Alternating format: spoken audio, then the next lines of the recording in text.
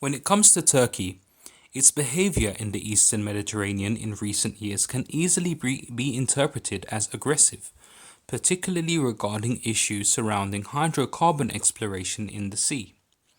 But this is also the case along the Evros River that acts as a natural border between Turkey and Greece in the Thrace region. In March, Turkey opened its borders for refugees and migrants trying to cross into Greece. Thousands amassed on the border, clashing with Greek security forces sent by Athens to confront them. Projectiles were thrown at Greek officers guarding the border, while Greek security forces fired tear gas and rubber bullets at migrants and refugees in no man's land. There were also reports of Turkish soldiers firing live ammunition into the air along the divide. On top of that, Turkish troops occupied a small island that had appeared in the river, sparking cries in Greece of a Turkish incursion. The Greek government, however, played the issue down as a disagreement having come about as a result of waters in the Evros River being unusually low, thus causing confusion over the exact perimeters of the border.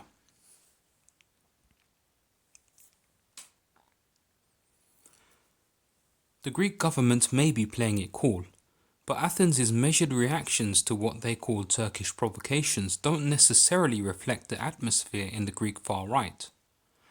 Tensions were already very high in the Aegean between locals and Athens over swelling migrant numbers before Turkey even opened its borders. Riot police were sent from the Greek mainland to suppress protests on the islands of Lesbos, Samos and Chios, where even some of the most peace-loving and welcoming of locals have become radicalized by the critical overflow of asylum seekers. The situation there acted as a magnet for neo-Nazi groups from all over Europe to come and show their solidarity with the islanders.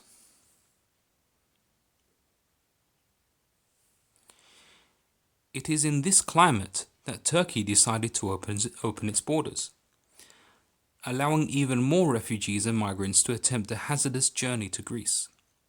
Turkish fighter jets have also been carrying out a number of overflights in the Aegean, at times allegedly breaching Greek airspace. The Turkish government and military have also expressed their concerns with Greece's increasing militarization of islands in the eastern Aegean, in violation of a previous treaty. Greece may argue this is in reaction to Turkish provocations, but it seems that the Turks are looking for an excuse to launch operations in the Aegean against Greece, and the Greek authorities in Athens certainly know it.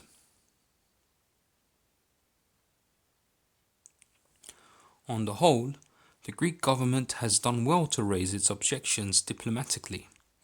They are well aware that any military confrontation with Turkey in the Aegean will not play out well for them.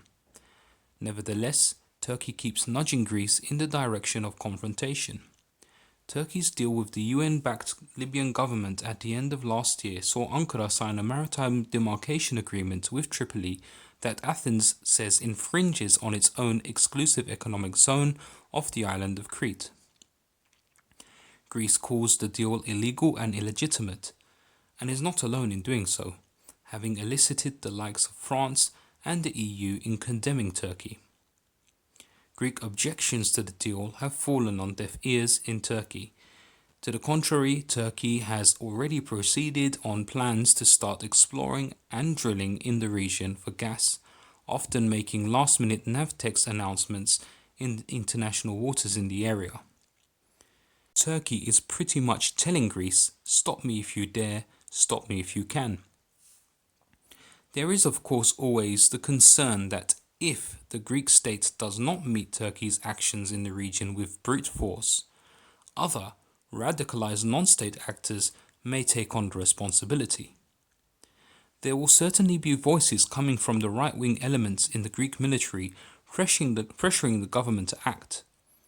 And with the Turkish government approving Quran recitations in the Hagia Sophia in Istanbul, the Greek Orthodox Church may begin to exert its own pressure on the government as well.